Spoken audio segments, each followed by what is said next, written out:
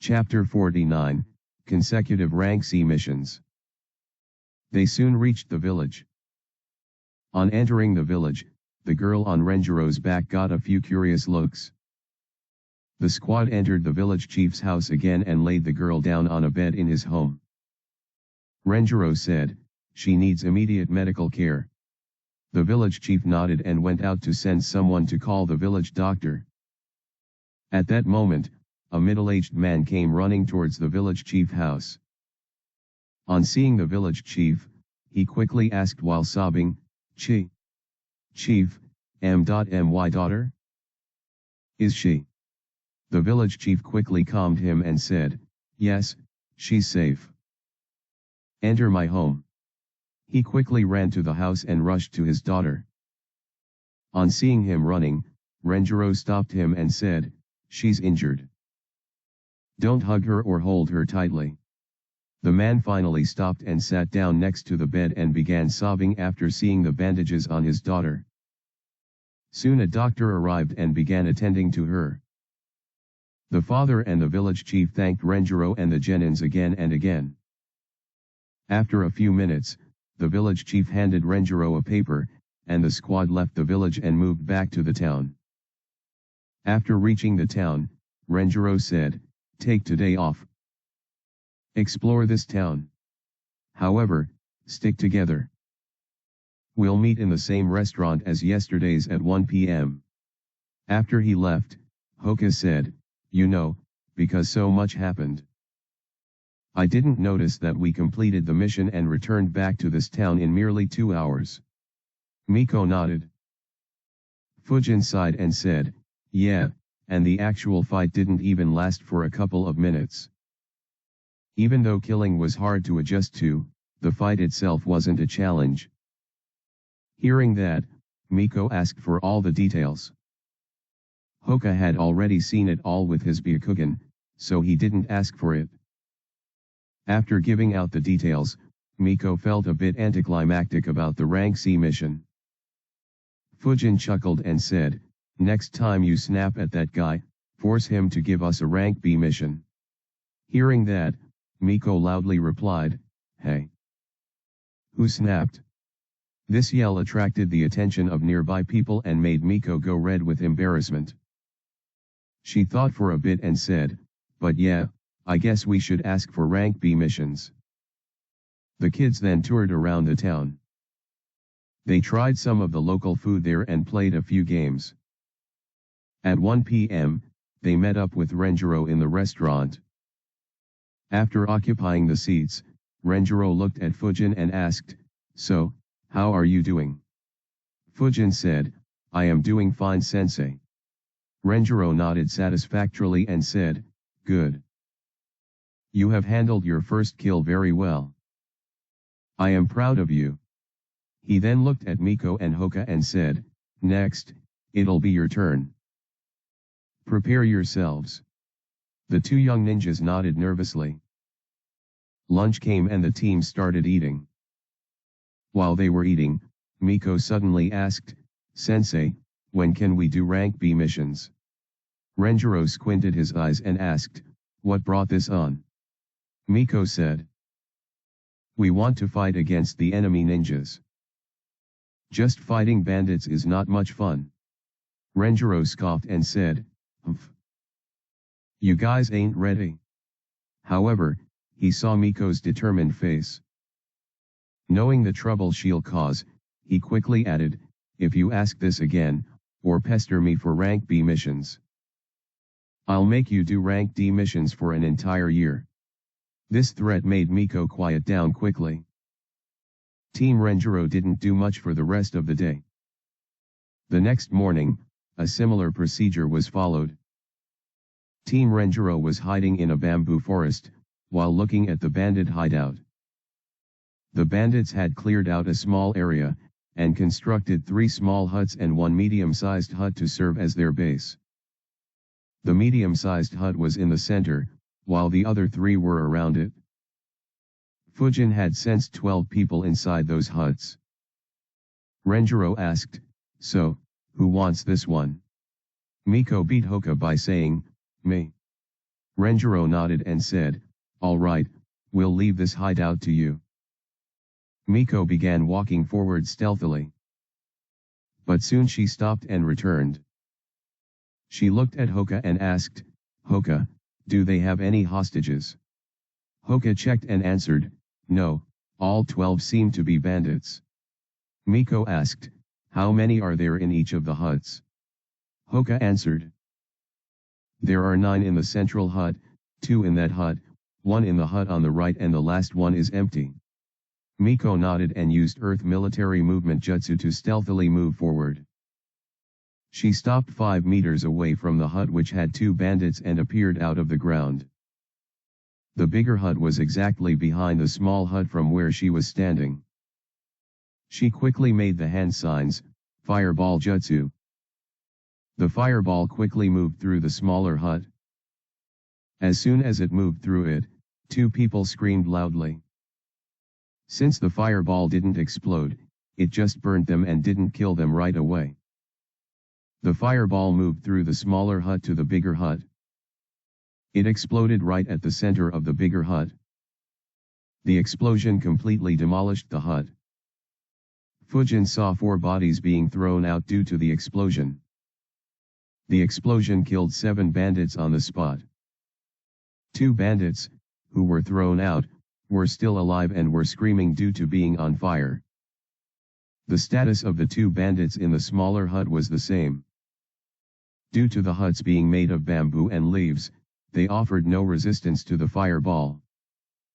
Hearing the screams, the last remaining bandit got out of his hut, only to see 2 huts on fire. He looked around and saw one of his fellow bandits burning and screaming. The view horrified him. Before he could decide to do anything, Miko flickered behind. The view horrified him.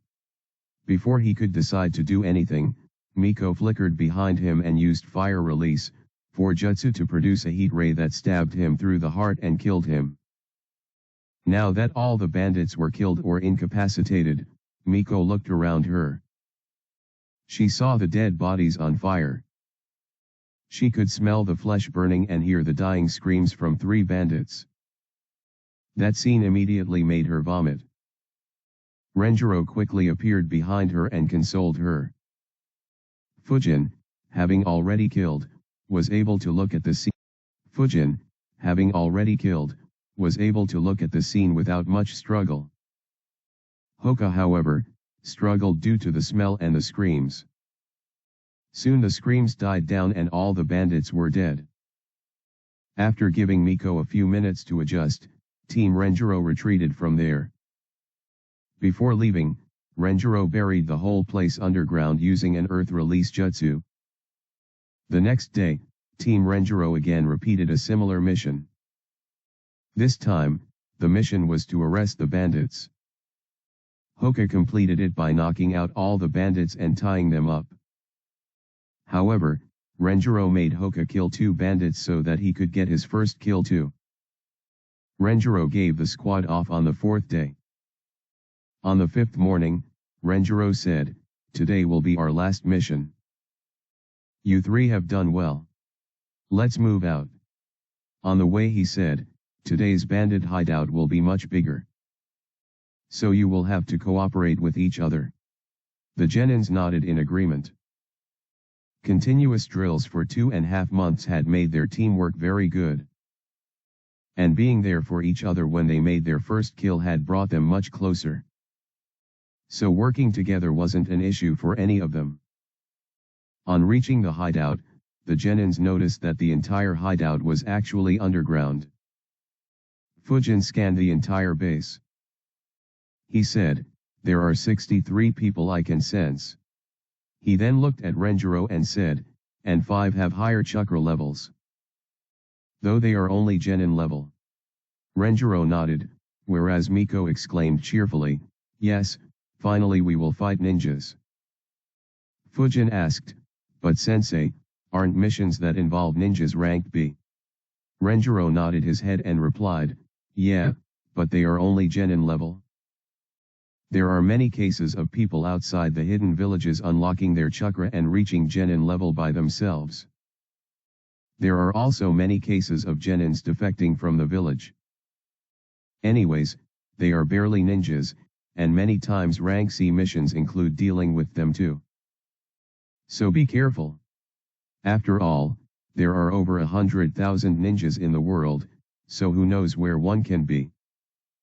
The genins nodded. Fujin thought, this is unexpected. Though it makes sense, I guess. If the village begins ranking missions as rank B for only a chance of having to deal with a rogue genin, then rank C missions will probably not exist at all. The team began by first mapping the base. The base was quite big. There was one big room at the center of the hideout. Fujin suggested, let's call it the main room. There were 3 exits to the main room, all almost equidistant from each other. These exits were connected to one big corridor that surrounded the entire main room. On the other side of the passageway, were many smaller rooms. Hoka commented, I guess they use the main room as a common room for planning, celebration, etc., while the smaller rooms are their personal rooms. There were a lot of traps all over the base, which were spotted by Hoka. Of the 5 ninjas, 3 were together in the main room, while the other 2 were in the smaller rooms. Miko said, both the ninjas in the smaller rooms have their rooms very close to that exit from the main base. Fujin nodded and said, yeah, we will have to be careful while killing them. If they make a lot of sound, it'll alert everyone in the main room. The bandits too were all over the base. In all, there were 4 exits from the hideout to above the ground. One was located in the main room, while 3 were just outside the exits from the main room to the corridor. Fujin thought, this base is very well built. I wonder if it started with something small and was slowly expanded as the bandit group grew larger. Or, if the base is something that naturally existed and was just occupied by these bandits. Also, if we didn't destroy those bandit groups, would they have grown in this manner too? Fujin looked at his teammates and said, so first, we have to decide from where to attack them. Miko replied, let's just attack the main room. Most bandits are present there. Hoka nodded and added, yeah, this way we'll deal with the majority of them in one blow, and we can then pick out the scattered bandits one by one. Fujin replied, yeah, good idea. But if we do that, then the scattered bandits can try to escape. Hoka replied, yeah, but we can just chase and kill them. Fujin replied, but it'll be very troublesome to hunt them all down one by one. Especially if all of them run in different directions. Also, by destroying the main room, the bandits in all the other rooms will be alerted, and the ninjas will be alerted too. Hoka thought a bit and nodded in agreement. Miko asked, then, what do you think? Fujin pointed in a direction and said, that room there is at one edge of the hideout. And also has one of the 5 ninjas there. Let's start with that room.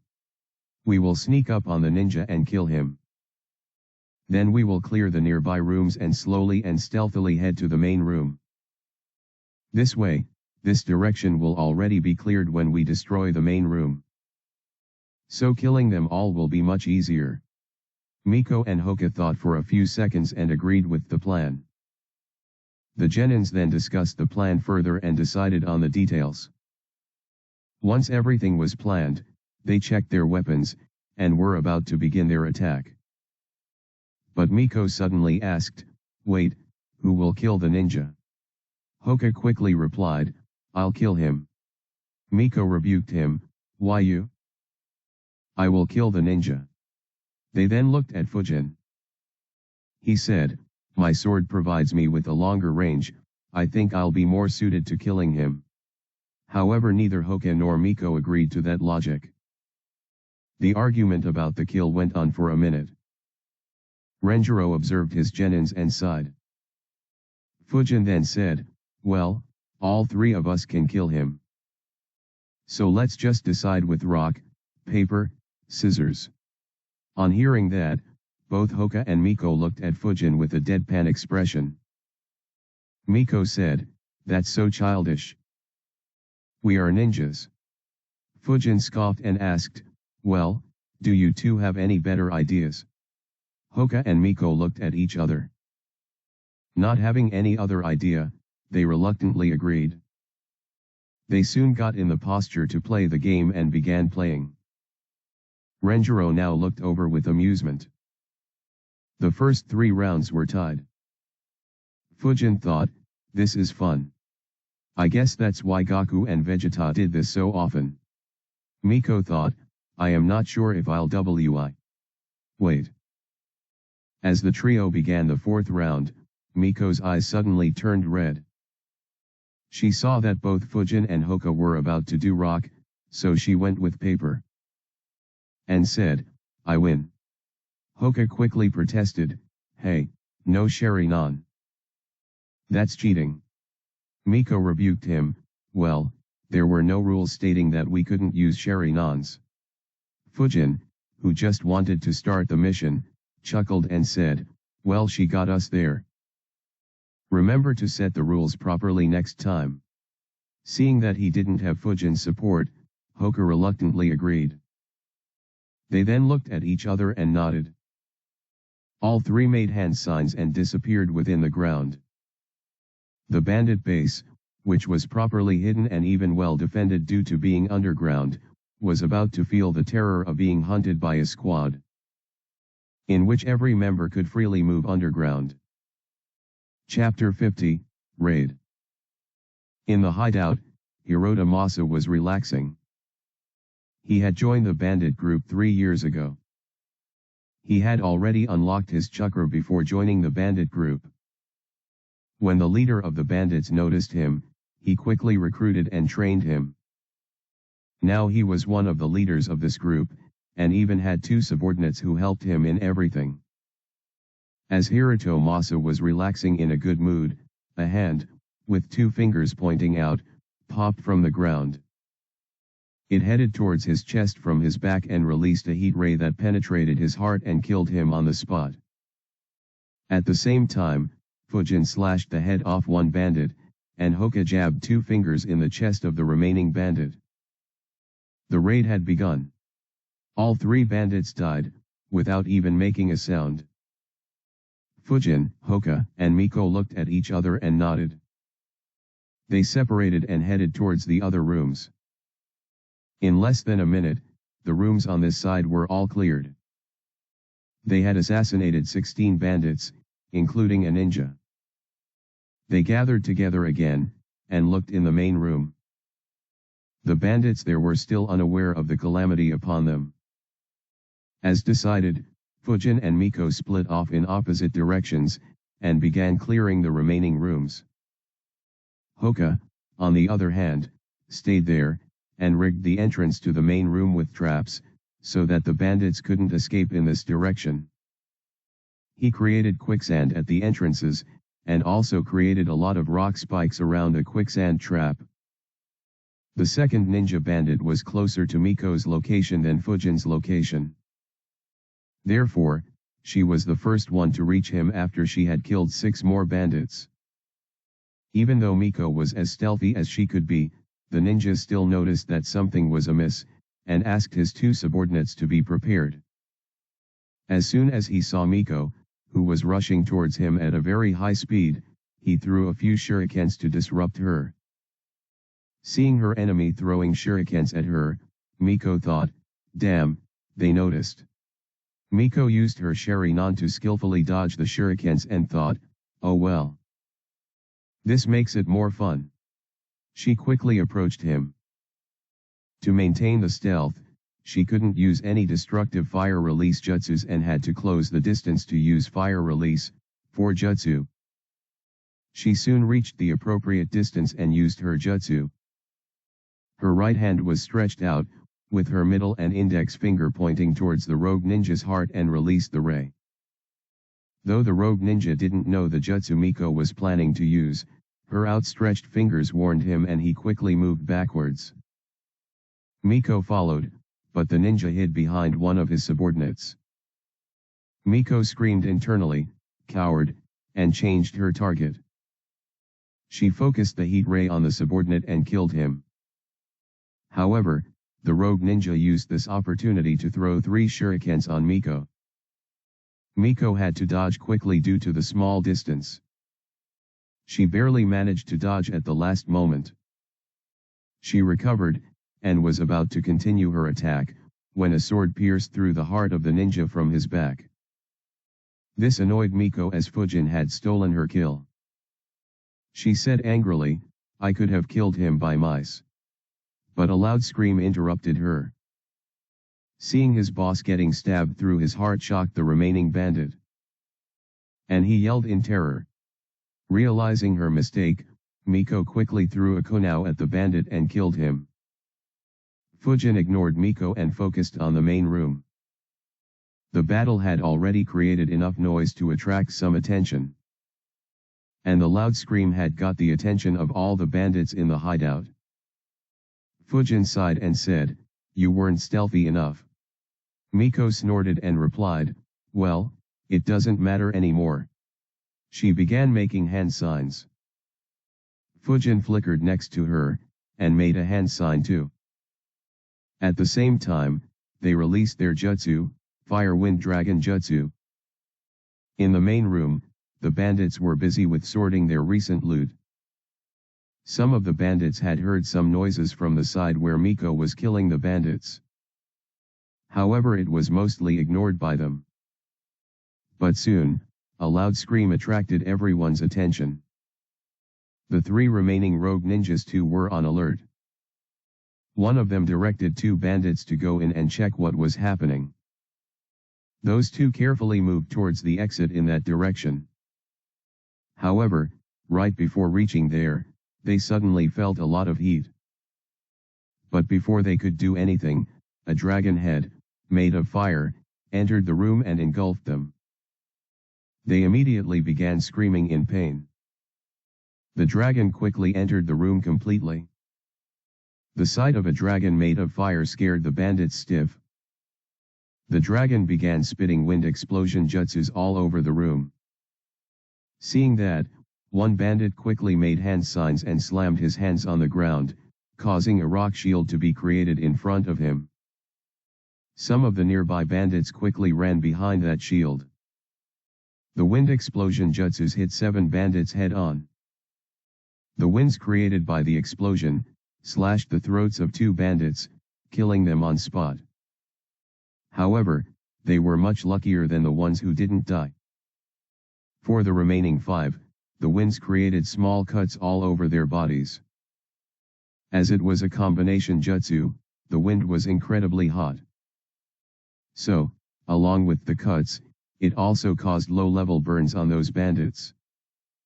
And it was incredibly painful when their cuts were exposed to that hot air. One of those 5 bandits was even more unlucky as he didn't shut his eyes. It resulted in a lot of hot air bombarding his eyes, causing them to burn up. So though the jutsu didn't kill them, they were scarred and in immense pain. Even the bandits nearby were harmed by the hot wind slashes. However, they could still fight or run. The attack caused panic among the bandits. 3 bandits quickly tried to escape out of the base. They rushed towards the ladder and began climbing it. Unfortunately for them, Hoka was standing just above the exit. Hoka waited for all 3 bandits to be on the ladder, and then made a few hand signs, stone spear jutsu. From the walls around the ladder, dozens of spears began appearing. They stabbed all the 3 bandits on the ladder, killing them on spot. It also blocked the access to the ladder for the remaining bandits. 2 bandits ran towards the area which was cleared by Fujin earlier. On sensing the bandits running in that direction, Fujin made a hand sign and waited. As soon as the bandits exited the main room, Fujin exploded the explosion tag he had planted there. That caused the rocks from the ceiling to fall down, and crushed those bandits. It also sealed that exit. 5 bandits ran towards the room where Hiroto Masa was supposed to be. However, as soon as they exited the main room, they fell straight into the quicksand trap. The quicksand Hoka had created had a depth of 4 meters and had covered the entire entrance. All 5 bandits were trapped there and were slowly sinking in. 11 bandits were hiding behind the rock shield created by their leader and 8 were still trying to escape in the directions of their fellow bandits. However, they stopped in their tracks after seeing what happened to them. Fujin used this opportunity to make the dragon bombard them with 3 wind explosion jutsus, injuring all 8 of them to a certain degree. The dragon then circled around to get a clear shot at the bandits hiding behind the rock. The leader quickly made another rock shield. Sadly for him, Fujin and Miko had anticipated it. Instead of bombarding, the dragon circled around more and launched 2 wind explosion jutsus in such a manner that they couldn't escape from there. They were surrounded by the rock shields on 2 sides and wind explosion jutsus on the remaining 2 sides. Only the 3 ninjas managed to jump and move to the other side of the rock shields. The remaining bandits were trapped and took minor injuries. The dragon then moved forward and engulfed all of those bandits. It set all 8 of the bandits on fire, but also caused the fire wind dragon to dissipate. This assault had incapacitated all the bandits in the hideout, with the exception of the 3 ninjas. 2 among them were novices with no actual experience beyond their banditry. Only the leader had a bit of experience as he was once a genin in the Kyuzagoku. He had noticed that the jutsu was about to dissipate and said, "Hurry and follow me." He led the remaining 2 to the entrance from where the dragon had come in. However, on entering, he didn't see anyone there. Instead he saw the dead body of his fellow bandits and one of his ninjas. Seeing him dead alarmed him and he became much more cautious. He said, "Be careful, they might still be around. Let's look for them." Suddenly he jumped up and looked below. The ground had moved and wanted to trap his feet in it. Even though he dodged, Fujin smirked underground, "Got them." He had trapped the other 2 bandits. Miko saw that and appeared at the entrance. She quickly made hand signs, "Fireball jutsu." The trapped bandits couldn't dodge and were caught in the explosion. Only the leader managed to dodge. He saw his last 2 bandits burning with disbelief. "It's all over. I need to escape." He quickly began running away. However, Fujin stealthily launched a shuriken enhanced with chakra flow at his left leg. Distracted by fear and the urgency to escape, the bandit leader didn't notice it. The shuriken hit his left leg from behind, and cut through it like a hot knife through butter. Suddenly losing his left leg made him fall down and cry in pain. Fujin then used body flicker jutsu to appear right above him and stab a sword through his heart. The bandit leader died with despair on his face. Fujin looked at Miko and said, "Looks like this is over." Miko asked, "Aren't there a few still alive back in the main room?" Fujin chuckled and said, "Not anymore," and began walking towards the main room. Miko followed him. In the main room, Hoka had already killed all the bandits who were still alive from the Fire Wind Dragon's assault. At that moment, Renjiro too appeared within the main room. He thought, "Not bad, they killed every last one of them. And they have adjusted to killing well." He said, "Good work. This mission is successfully completed." He then looked at his team and said, "It's good to see you guys being able to handle the killing very well." The kids nodded. Even though they were still repulsed by the gore around them, they could handle themselves without vomiting. Renjiro then led his team out of the hideout. He then made the hand seal for an earth release jutsu. Fujin quickly stopped him by asking, "Sensei, isn't it a waste to destroy such a good base?" The sudden question stopped Renjiro from destroying the underground base. He asked, What do you mean? Fujin replied, can't we use the space for our own ninjas? Renjiro asked, and how will our ninjas use the space? Fujin thought for a few seconds and replied, well, they could use it as a base during war. Or they could use it as a temporary resting place or perhaps create an underground supply depot. Renjiro shook his head and said, the closest hidden village from here is Kusa. And they are allied with us. Even if they weren't, they can't penetrate this deep into the fire country. If there is any threat, then it'll be IWA, which is beyond Kusa. However, if they are able to penetrate this deep into the land of fire, then that base will be useless anyways, as the majority of the IWA ninjas are masters of earth release jutsus. They'll just bury all the troops underground. As for supply depots and resting places, there are already sufficient numbers of them. So it is unnecessary too. Fujin fell in thoughts and realized, yeah, that makes sense. Konoha has been around for decades. Surely their infrastructure would be top-notch by now. And surely they'd have identified all the bases over the land of fire. He then nodded to Renjiro, who destroyed the entire hideout. On the way back to the town, Miko asked, Sensei, were they really ninjas? Only one of them used any ninjutsu, and even that was only a rank E jutsu. They couldn't put up a fight at all. Renjiro answered, they were just common bandits who had unlocked chakra by accident or luck. Only their leader was probably a former ninja gone rogue. However, he too barely had any proper training. So it wasn't a surprise that he wasn't a match for you guys, who are being trained by me. Hoka asked in excitement, Sensei, aren't there bounties on rogue ninjas? Renjiro shook his head and replied, only if they are very famous. Someone who barely qualifies as a genin won't have any bounty at all. That drowned Hoka's excitement. He continued following the squad with his shoulders dropped. Miko, who was still stuck on how weak her enemies were, asked, Sensei, when can we fight real ninjas then? Renjiro turned his head and stared at her.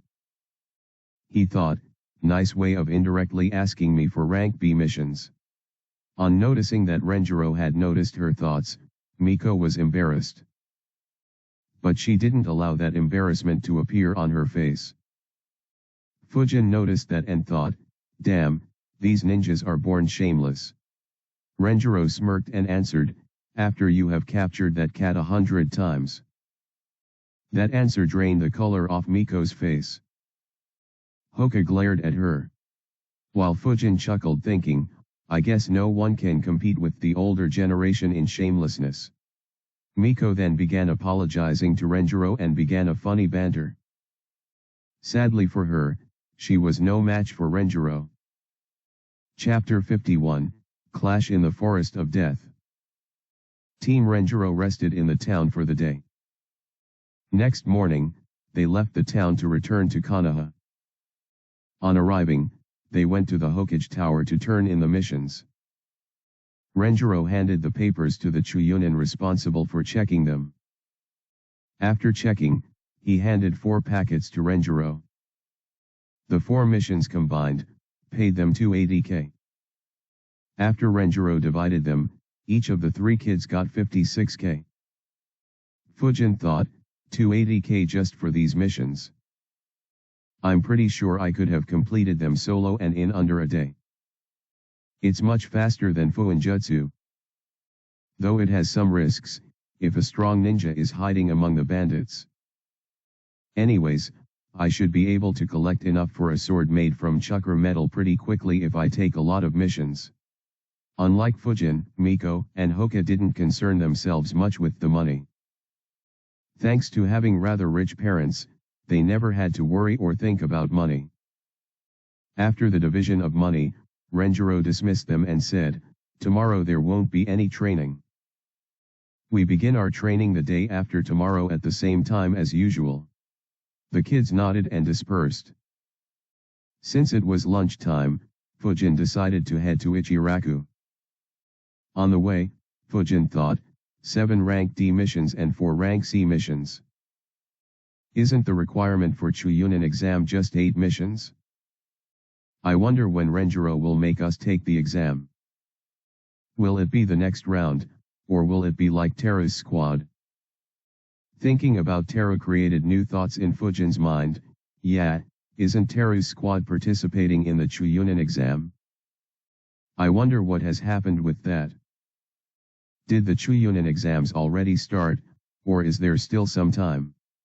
This question resulted in Fujin realizing something very critical. He thought, now that I think about it, I am really clueless in regards to what is happening around me. Other than what I remember about what will happen in the future, I have no idea about what is exactly happening. I need some means of gathering information. But, how to do it? He thought for a bit and decided, well, the least I should do is start getting newspapers delivered to my home. Though it won't contain any crucial information, it'll still keep me updated.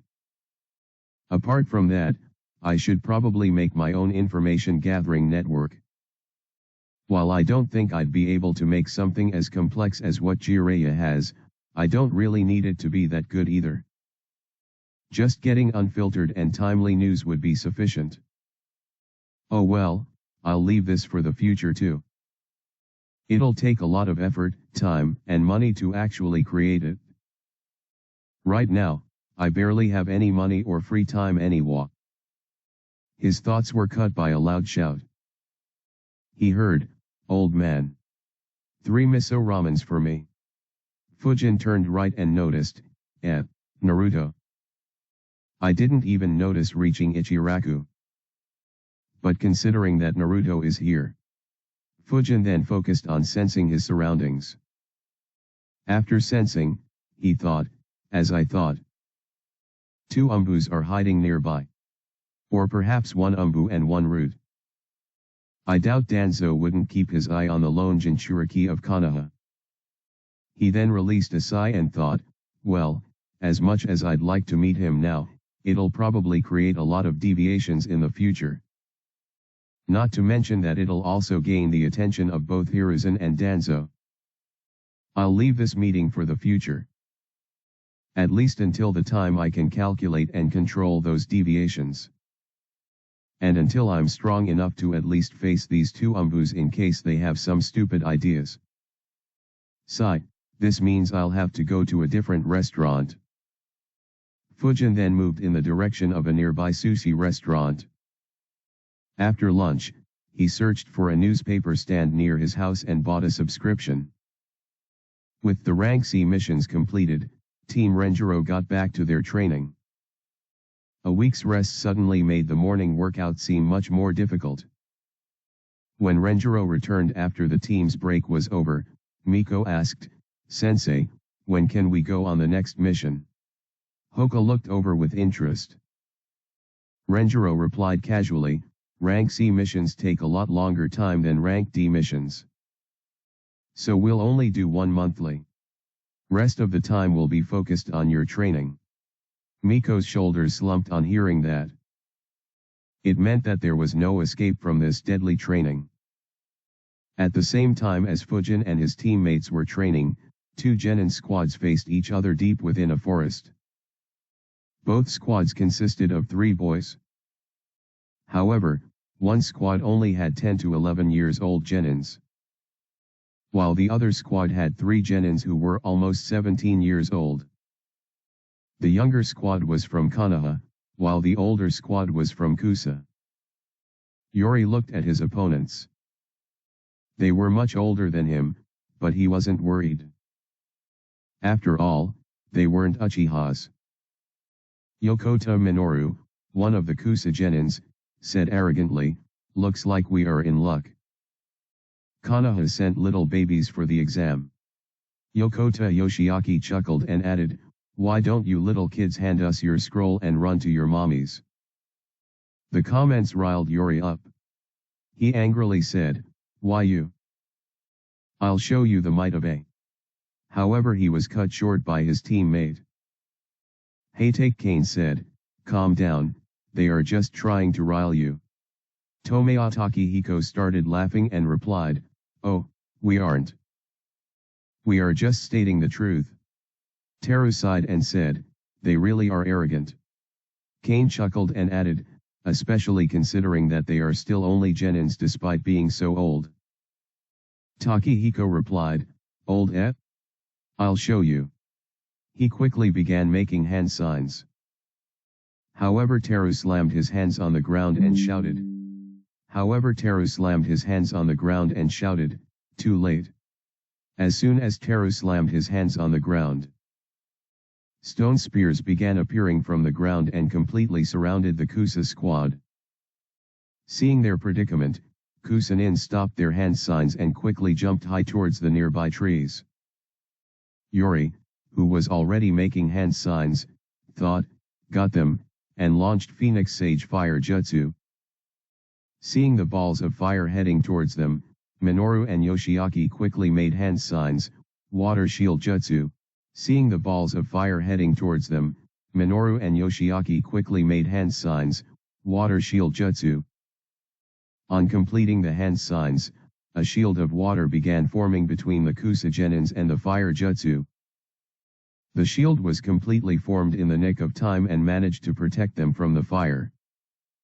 However, Teru used this opportunity to launch the stone spears at the airborne Kusa genins.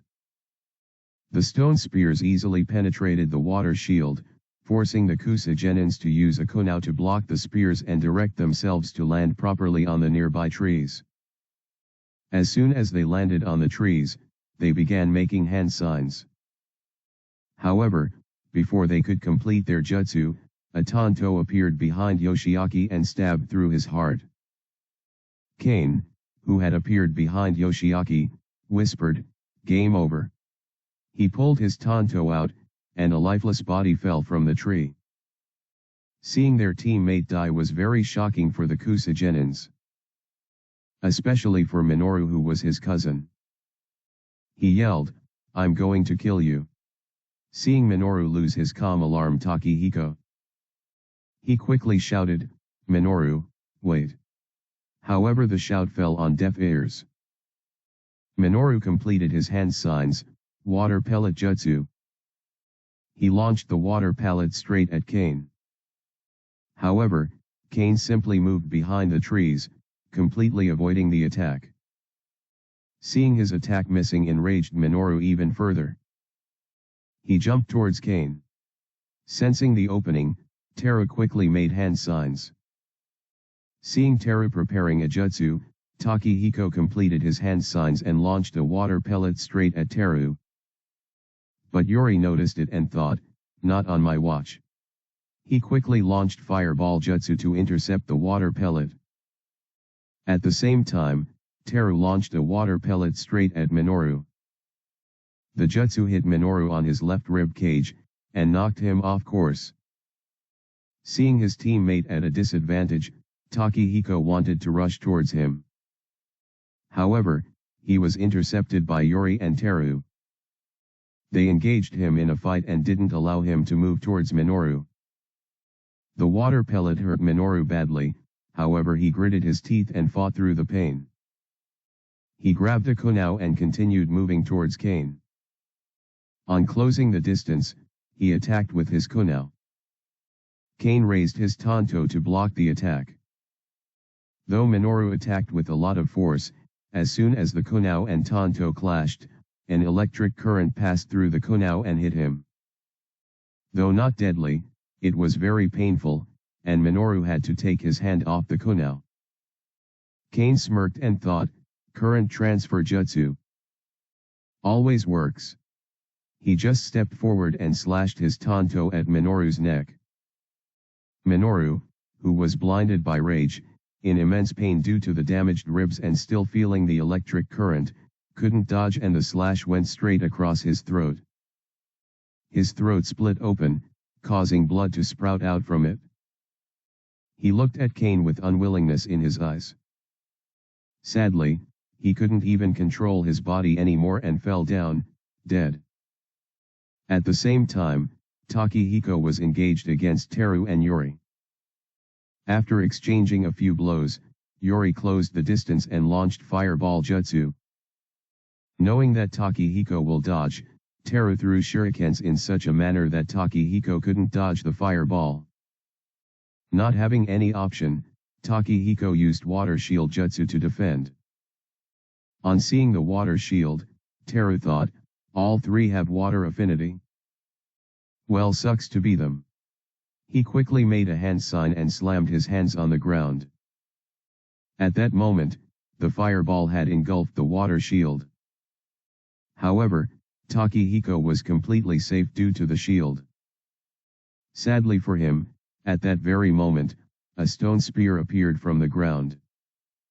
It easily penetrated the water shield and headed towards Takehiko.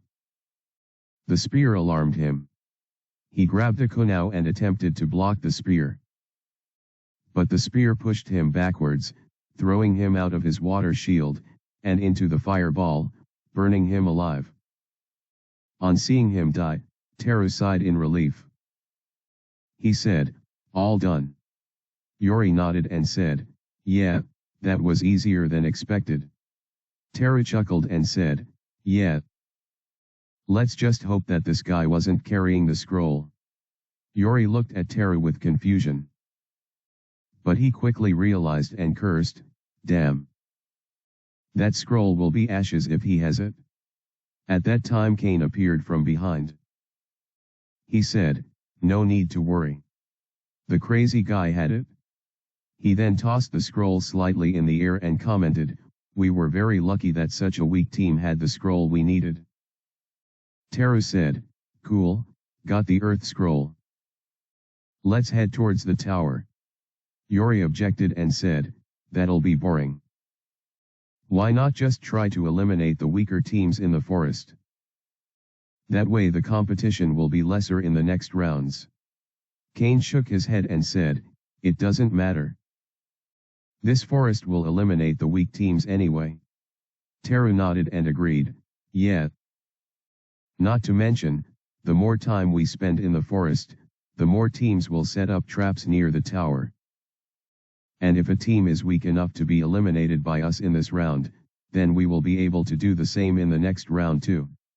Seeing that both his teammates opposed his idea, Yori relented and accompanied his team to the tower. Chapter 52, Notice.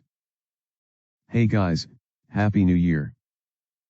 Made a New Year resolution of completing this fanfic. Apologies for not posting any chapter for over a year. Unfortunately, I was just too busy IRL. I wrote a bit during the past year, but never had enough time to write continuously.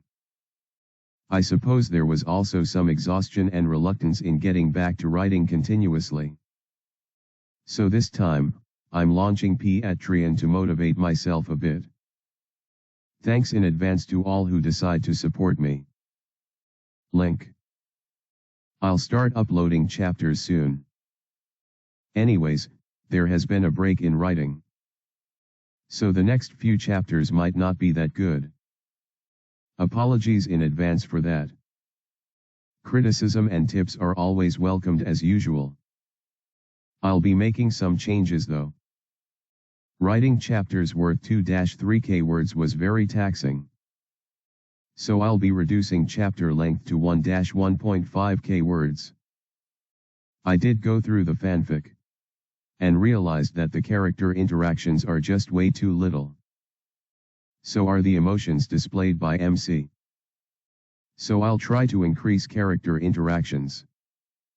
And will show MC enjoying his time more rather than just covering his training routine. I did read all the comments and complaints by the readers who read the FIC when it was on hiatus.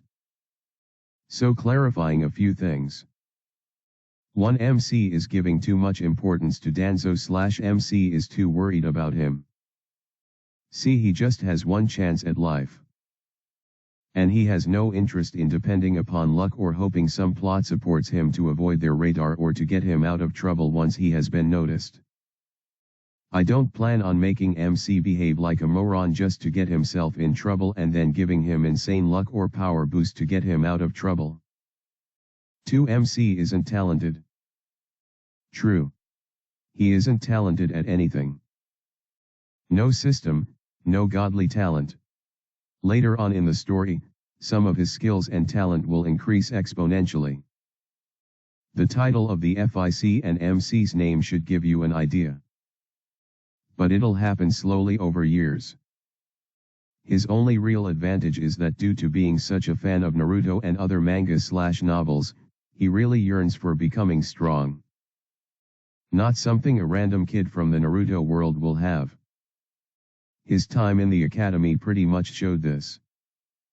Of course, even this drive might not really compare to the kind of training Guy did. 3MC is cowardly. That he is, lol. He is just a normal guy who transmigrated into a world of deadly killers. Just cause he transmigrated and has some information regarding future plot, won't suddenly increase his courage.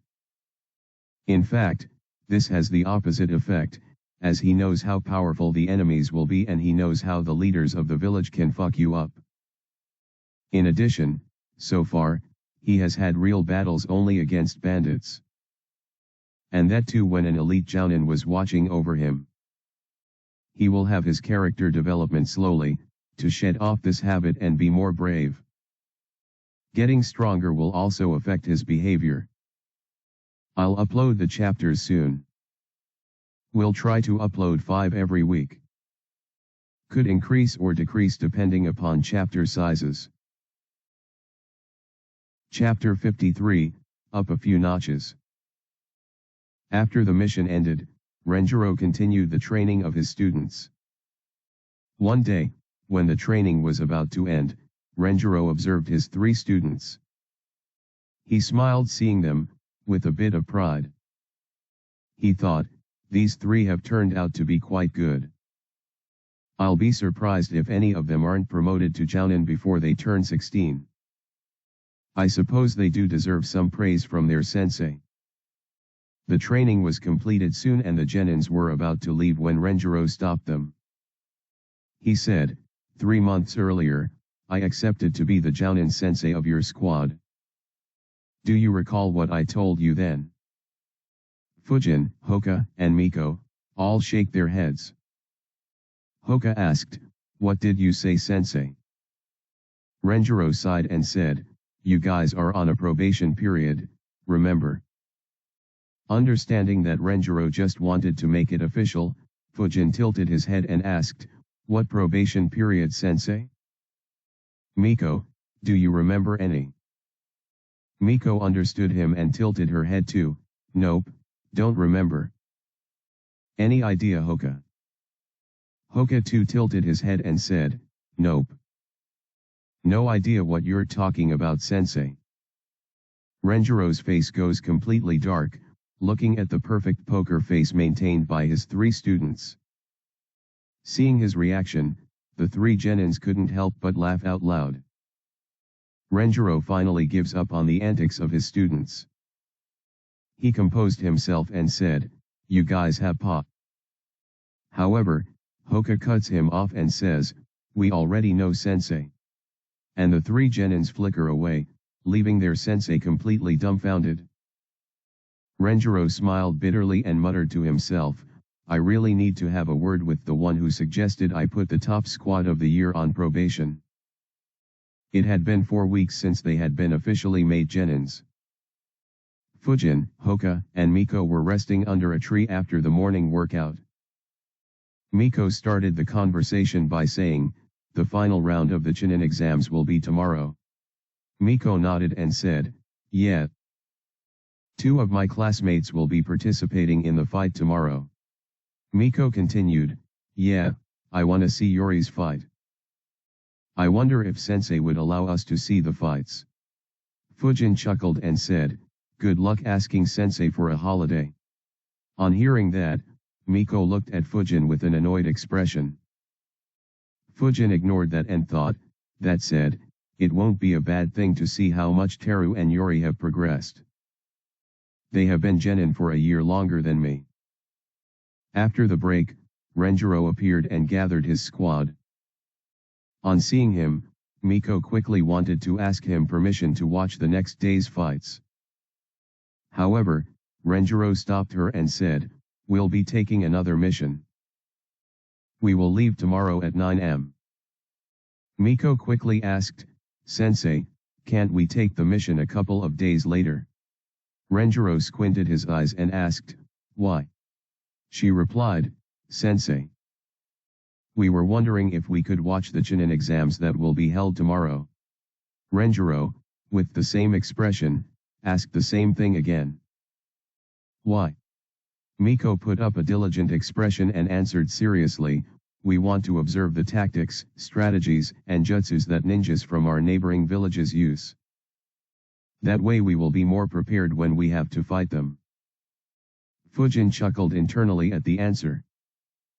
Renjiro didn't forbid any ideas they had. Just that, he required a solid reason to agree to them. That was why Miko prepared such an answer. Renjiro dismissively waved his hands and said, "It's merely genins fighting. You won't learn much." He then looked at his squad and said, "Let's get back to training." Miko slumped her shoulders in disappointment. Fujin thought, "That's a bit surprising. I thought he would agree with that reasoning." "Well, whatever, it doesn't matter much." The next day, Team Renjiro accepted the mission to accompany a merchant caravan to the land of rivers. The mission was very uneventful, with only one small bandit group trying to assault the caravan. It took 9 days to reach the land of rivers, and the return journey took another day. The squad returned to Konoha around midnight. After completing the formalities, Renjiro dismissed the squad. Fujin, on returning home, saw a bunch of newspapers lying outside his door. He picked them up and went inside. He made a couple of shadow clones to go through the papers, while he went for a bath. The clones went through the papers briefly and dispelled themselves. On receiving all the information, Fujin thought, "I see, both Teru and Yuri became Chunin. A bit surprising, but I guess Konoha is still trying to increase the number of Chunins and Jounins. Well, I suppose my promotion too should happen in my first attempt then." Not having much to do for the remaining day, Fujin decided to brush up on his Fuinjutsu. He made 3 clones, and all 4 together created all the seals that they knew. While revising his Fuinjutsu knowledge, Fujin began reviewing his progress over the last few months. He analyzed, "It's been 4 months since I graduated. The progress has honestly been phenomenal. I really underestimated the effect of having a dedicated elite jounin guiding you. Then again, I never expected that we'd be taught this well. My chakra reserves have almost doubled. The amount of pressure I can handle from my training seal is up to 18%. Despite not training, I can now sense up to a kilometer away. Taijutsu too has improved a lot due to constant sparring. And undoubtedly, my ninjutsu and kenjutsu have improved the most. I can now use chakra flow on my sword with ease. I really want to get into an all-out fight to test my power. I wonder if I'll get any such chance soon." The next day, at 4:45 am, Fujin arrived at the training ground. Miko and Hoka were already there. Seeing them, Fujin asked, "Yo, ready for another 3 to 4 weeks of hardcore training?" Miko's shoulders dropped and she replied, "I'd rather go on missions." Fujin and Hoka chuckled looking at her reactions. 4 months of training together and 2 long missions outside the village had improved the relationship between the 3 a lot. Their teamwork was also very good, though it still needs to be tested against a proper ninja team. At 5, Renjiro flickered in front of his team. Seeing his team is ready to begin their morning workout, he nodded internally. However, knowing what was to come, he couldn't help smirking a bit. Seeing that smirk instantly made his genins very worried. Fujin thought, "Okay, what now?" Renjiro started by saying, in the last 4 months, I have drilled all the basic formations into you. You'll use these formations even when you become genins. The team calmed down after hearing this. Fujin thought, finally. No more boring training sessions on team formations. But why is he smirking? He won't become kind all of a sudden. Renjiro continued, so, from now on, I'll be entirely focusing on increasing your capabilities. So the training will go up a few notches. Hearing that, all the 3 genins were stunned. Miko freaked out, a few notches. Fujin was also sweating a bit, doesn't he already make us exert our 100%? Hoka too wondered how intense a few notches would be.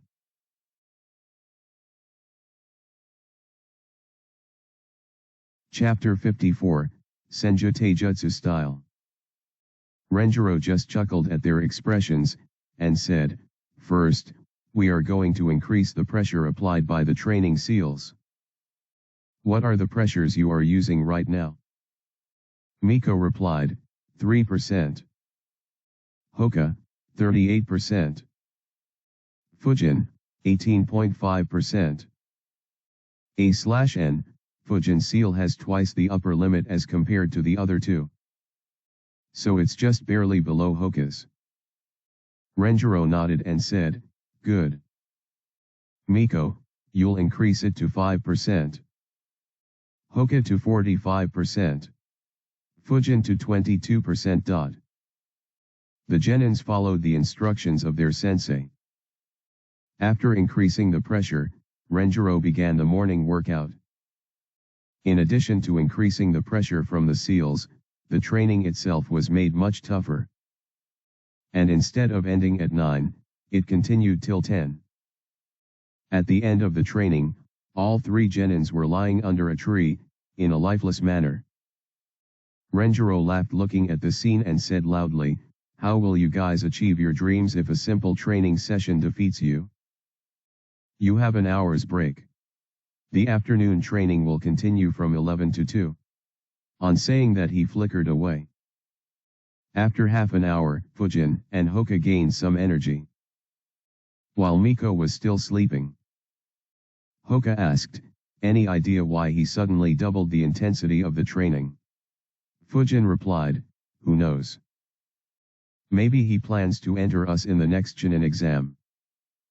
Or maybe he was just letting us take it easy as we just graduated.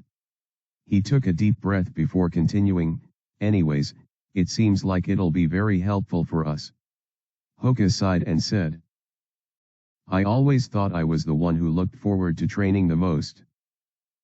But it seems like you are even more of a maniac than me. Saying that, he laughed lightly.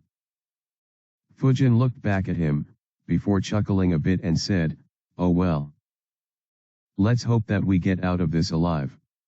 He then grabbed his ration bars and devoured them and began stretching. Hoka followed. At 11, Renjiro appeared again. He created 2 shadow clones and said, today we will be discussing how to increase your growth rate. Follow 1. Miko and Hoka follow a shadow clone each into the forests, while Fujin stays there. Renjiro looked at Fujin and asked, who do you think has grown the fastest among you 3? Fujin thought for a bit and answered, probably me. Renjiro nodded and replied, indeed. You've grown much faster than any of your academy teachers predicted. Even faster than I predicted. However, compared to your 2 teammates, you have a huge disadvantage. Do you know what it is? Fujin fell into thought on hearing the question. After a minute, he answered, Kekkei Genkai. Renjiro nodded, right, but not completely. Along with their Kekkei Genkai, they also have their huge clans, which have already developed complementary jutsus to leverage the advantage their Kekkei Genkai gives them. Hearing that, Fujin fell into his thoughts. Renjiro continued, both Hoka and Miko are very talented. Soon, their families will begin heavily investing in them, boosting their growth at a high speed in a systematic way. What do you have to contend with? Or will you be left behind by them? Fujin replied seriously, that is why I invested time into becoming a sensor and learning swordplay. I don't have any Keki I Genkai. So obviously I won't get any sudden boost to my powers. But as long as I keep training my skills to the limit, I'll surpass the ninjas who depend on their Keki I Genkai. Renjiro maintained a serious face and asked, what makes you think that the ones with Keki I Genkai won't train to their limits? Do you really think that you can surpass them despite all the advantages they have over you? Fujin smiled and put his hand gently on his sword handle. I've heard that the strongest samurai in the land of iron can go head to head against a cage with nothing but his sword. Even in Konoha, despite having so many people with Keki I Genkai, the second, third, and fourth Hokage are all ninjas who didn't have any Keki I Genkai. Similarly, no member of the Sunin's has a Keki I Genkai. So as long as I keep training hard, I don't think I'd lose to anyone with a Keki I Genkai. Renjiro was surprised to hear this answer. More importantly, he was surprised to hear the confidence in Fujin's voice. He smiled wryly and thought, oh well, this one has no need of any encouragement or confidence boost. Though he might need a reality check. At the same time, Fujin was thinking, was he planning to give me a pep talk or something? Anyways, while Keki I Genkai is good, it's not something that would churn out rank S ninjas.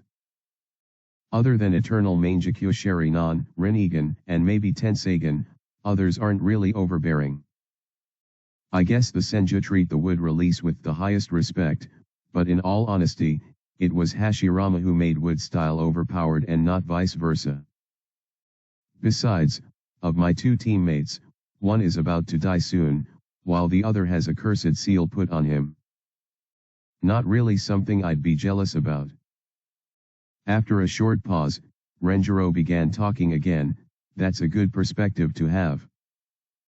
But don't forget that whether it's the second, third, and fourth Hokage, or the three Sunins, all were extremely talented and hard-working.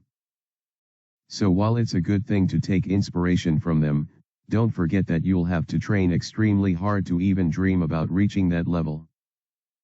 Fujin nodded and replied, yes sensei. Renjiro smiled and added, there's another thing I want to tell you about Keki I Genkai. But you are not ready for it yet. I'll tell you when you complete your first B rank mission as a Chunin. Fujin wondered what Renjiro wanted to tell him. He replied, all right sensei. Renjiro then asked, what is your analysis of your current capability? And how do you plan on continuing your training? Fujin thought for a bit, before answering, to start with, my ability as a sensor nin is developing decently. But that'll be my secondary ability. In terms of fighting, it seems like my mainstay will be wind release and swordplay. Swordplay is my preferred choice of close combat, while wind release gives me mid and long range capabilities. Of course, both still have a lot of work that needs to be done. I can use some earth release jutsus for defensive purposes. And I have body flicker jutsu for mobility. My physical strength, speed, and chakra are decent too I guess. At least for a genin that is. Renjiro was impressed by Fujin's analysis. Fujin continued, as for what I'm missing or need to improve. I need some strong jutsu in my arsenal that can create a deadly impact or devastation on the battlefield. And my taijutsu needs to improve. All I have there is the basic academy style. On completing his answer, he looked up at his sensei. Renjiro replied, on point analysis. You don't need to worry about a strong jutsu though. When you become a jounin, you'll get to look at rank A jutsus that our village has. For now, stick with rank C jutsus. preferably for the next couple of years, until your chakra grows considerably. You are right about your taijutsu though. While you did rank high in the academy, that basic style won't aid you much in growing stronger. That's why I'll be teaching you the taijutsu I practice. That is the Senju Taijutsu style. Chapter 55, The Path to Becoming an Elite. That surprised Fujin. He quickly thanked his sensei. Thank you, sensei. But can you just teach it to someone who isn't from the Senju clan? Renjiro raised his eyebrow and asked, what do you mean, someone? You are my student. He then laughed and said, don't worry, our techniques are for the whole village. Anyone who can learn it can use them. Of course, the key word is can. Fujin asked, what do you mean by can, sensei? Renjiro replied, the people from our clan are blessed with high levels of chakra. Surely you'd have sensed that by now. Fujin nodded. Renjiro continued, so our techniques usually have high chakra requirements. If anyone else were to try and learn, they'll run out of chakra very quickly. You, on the other hand, have a lot of chakra as compared to your counterparts. In fact, it's more than both Hoka and Miki combined. So you'll be perfect to learn Senju Taijutsu style. Fujin quickly understood and nodded, all right. When can we start, sensei? Also, can you explain what exactly is Senju Taijutsu style? I haven't ever read it. Renjiro replied, we'll begin right away after I explain the basics. Senju Taijutsu style is actually pretty straightforward. Actually, the Academy Taijutsu style was created by referring to our style. What makes Senju style lethal is the use of chakra. Any Taijutsu style basically consists of users fighting with their arms and legs or some other body parts. Of course, there are a few exceptions, like Hyuga Taijutsu, which releases small amounts of chakra from their fingers or palm, and a clan in Kiri that uses bones. In Senju Taijutsu style, your every move will be reinforced by chakra. You want to punch? Your fist needs to gather chakra first and release it on impact. You want to kick? You have to do the same. You want to block? Infuse chakra into the body part you want to block with or is about to hit. This ensures that your defense is like a fortress, while your attack is devastating. Of course, such a style means that not only do you need to have a huge amount of chakra, but you also need to have very good chakra control. Else, even a huge chakra reserve will get depleted very quickly. Renjiro's explanation shocked Fujin a bit. He analyzed, isn't this similar to Tsunade's fighting style? In fact, I did already make some attempts of infusing chakra in my punches. To think this is the Senju style.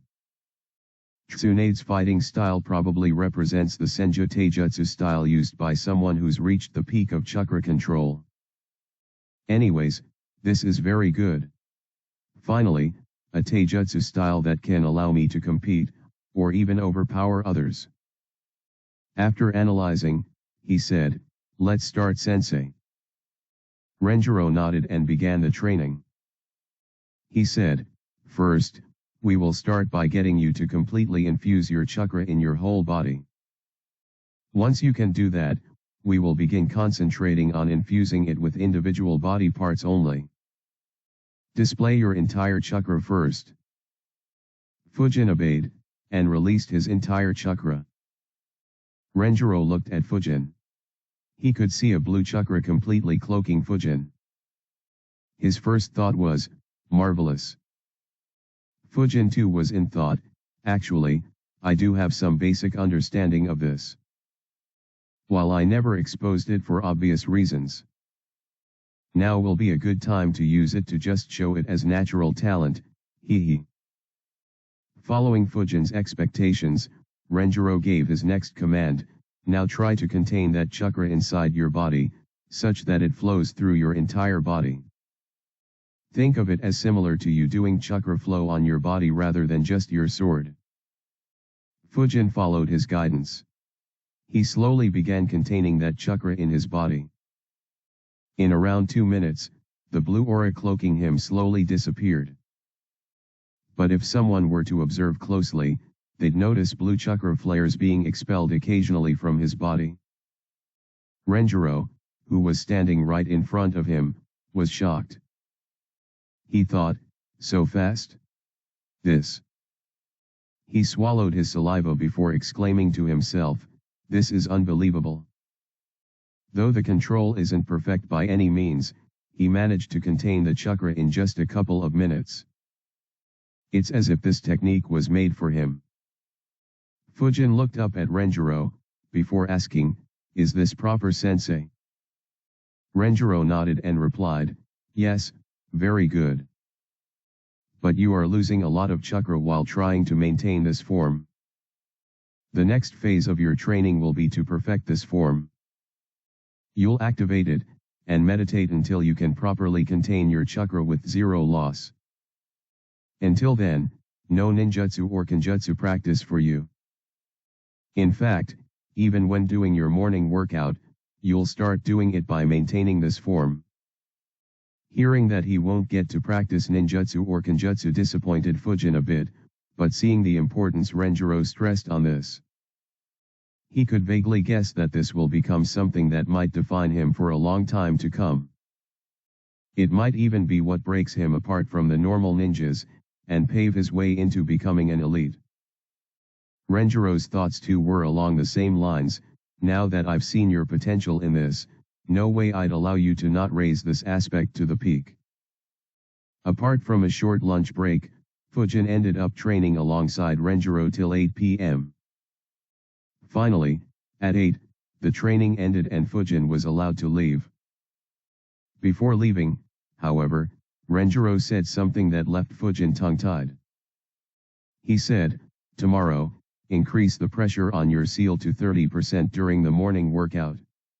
Fujin looked at his teacher skeptically, but seeing the serious look on his face, he just nodded helplessly. On reaching home, Fujin ate a few ration bars and straight away dived into his bed thinking, damn. My entire body is sore. It's as if each and every cell in my body is screaming in pain. This is nuts. No wonder Renjiro asked me to double my ration bar intake. Still though, the progress that I made just today is crazy. If I manage to keep up with this training for months, I have no idea how strong I'd become. Not having the energy to do anything, he fell asleep.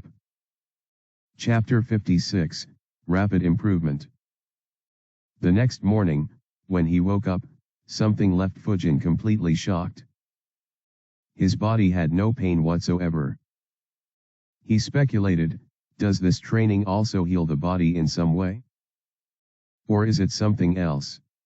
More importantly, is this safe? I need to consult him ASAP. Renjiro appeared at the training ground at 5 a.m. as usual and asked the genins to begin their workout. However, today, Fujin said, Sensei, I have some queries.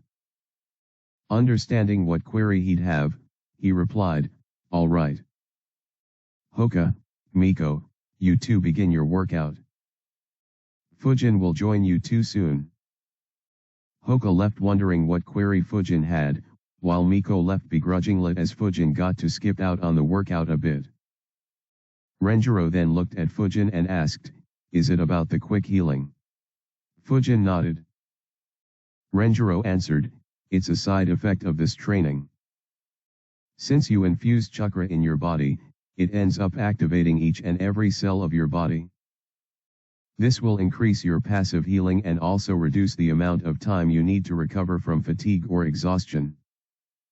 He then smiled a bit and continued, there's actually a few more advantages of this training.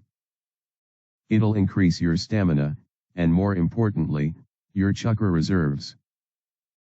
Fujin's eyes widened on hearing that. He quickly asked, isn't it too much of a hex? Renjiro smirked and said, not really. The passive healing, while good, isn't really groundbreaking. As for chakra increase, it is only visible when you start this training and if your chakra reserve isn't already very high. So while you may see a huge boost to your chakra and stamina in the next few weeks, later on, the effect won't really be that obvious. That killed Fujin's excitement a bit as he sank into his thoughts. Oh, then it's not that big of a hacks. But still pretty good though. After all, the very requirement to learn this style is having high chakra. And if the effect of learning this style was a boost to your chakra reserve, then it just doubles down on that advantage.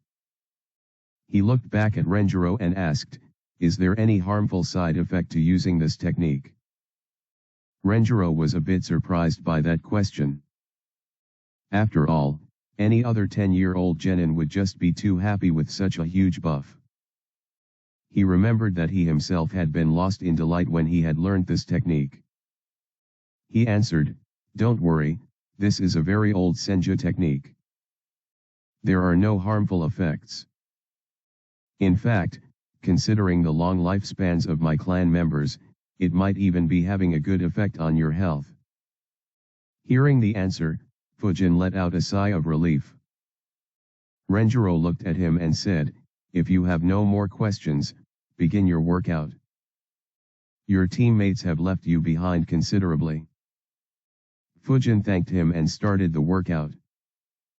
While he had increased the pressure from the seal a lot, infusing chakra meant that exercises were actually easier for him. Of course, that wasn't foolproof. After all, the moment his chakra ran out, was the moment hell began feeling real to Fujin.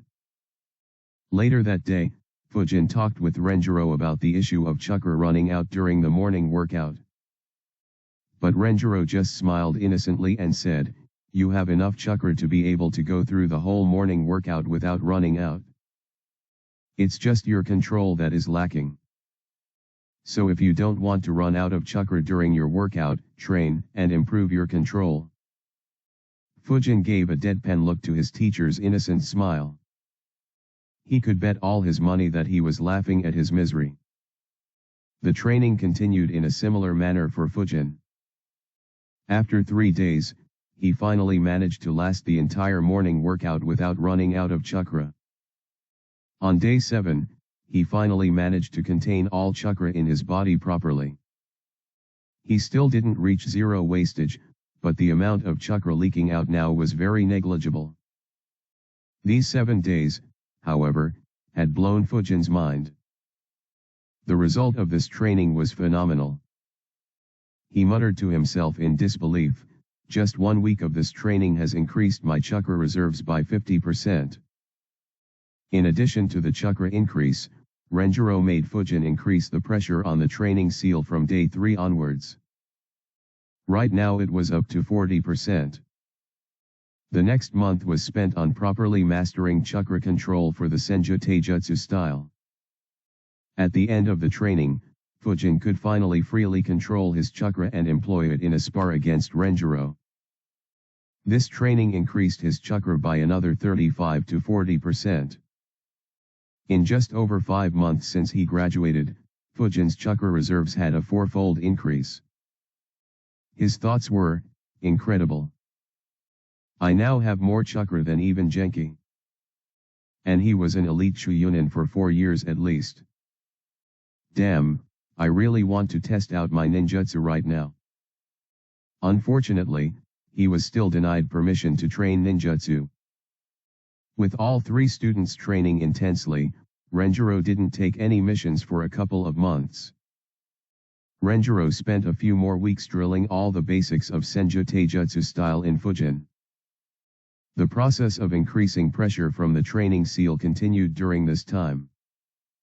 At that moment, it was at 55%. Fujin always had to keep infusing his body with chakra while doing rigorous training or sparring. Otherwise, this pressure would slow him down a lot. And if he was doing some normal activities, like walking, or running or resting, then the pressure shouldn't really bother him much. By this logic, Renjiro had Fujin maintain that pressure all the time. Finally, one fine evening, Renjiro watched a tired Fujin panting on the ground. They had just finished another one of their spars. He smiled and said, "Great work, kiddo. You have finally got all the basics down properly." Fujin just nodded. Clearly, he was too tired to answer back. Renjiro smiled and said, "Let's end here. Take a rest and take tomorrow off." Hearing that, Fujin suddenly looked up. There were almost tears in his eyes. He thought, finally. Renjiro chuckled at his reaction and then flickered away. Fujin rested a bit and then dragged himself across Konoha to his house while thinking, finally. 2 months, and not a single day's break. Hoka and Miko got off days saying that they needed to master their clan jutsus. But for me? I didn't get even a single session off. He went to sleep while complaining about the unfairness in his heart. Chapter 57, Supercharged Wind Jutsus. The next day, Fujin, for the first time in years, slept like a log till noon. On waking up, there was no soreness from the earlier day. He thought, got to admit, I really love this aspect of this training. I always wake up in full health and stamina. Anyways, no more ration bars today. After freshening up, he left home. While talking he thought, I really miss the advanced technology. In my previous life, I could never imagine myself being without a smartphone for years. Heck, I would have most likely spent today on the net, while lazing on my sofa and ordering all the food home, haha. Soon, he arrived at Ichiraku. He sat there and said, "Old man, give me one of each bowl you have." Tuka was surprised at the order. After all, it's not daily when someone would overeat ramen. He smiled and said, "You've come here after a long time, Fujin." Fujin sighed, "Yeah. Another old man made me train all the time. So I had no free time at all." Tuka smiled and encouraged him, "Hang in there, young man." And he began making the ramen. Ever since he graduated, Fujin's trips to Ichiraku and Yakiniku had increased. His food was usually just ration bars, and when he got an opportunity, he would visit these two restaurants. So his relationship with Tuka was good. Soon 2 bowls were served in front of Fujin. Tuka wore his trademark smile and said, "Eat up. You'll need all the energy you can get." Fujin wasted no time in digging in. Soon, he ended up eating all 7 types of ramen in Ichiraku. Once done, he said, "They were delicious, old man. Give me 2 more miso and tonkotsu ramen." Tuka smiled and yelled, "Coming right up." After lunch, Fujin went into the forest he used to train earlier in. He smirked while thinking, finally a break. Now let me test my jutsu. On reaching the deepest part of the forest, he stood in front of a tree. Well, here goes nothing, and he uses his great breakthrough jutsu. The jutsu uproots the tree, as well as a few more trees behind and adjacent to that tree. In addition, the winds created by the jutsu created deep slashes in many nearby trees and stripped them of all their leaves and most of their branches. Watching the scene, Fujin grinned, "Excellent. This is almost 40 to 50% stronger than it was 2 months ago." And now, Fujin's grin grew wider. He suddenly exerted his chakra, causing a blue aura to form around him. He began preparing another great breakthrough jutsu.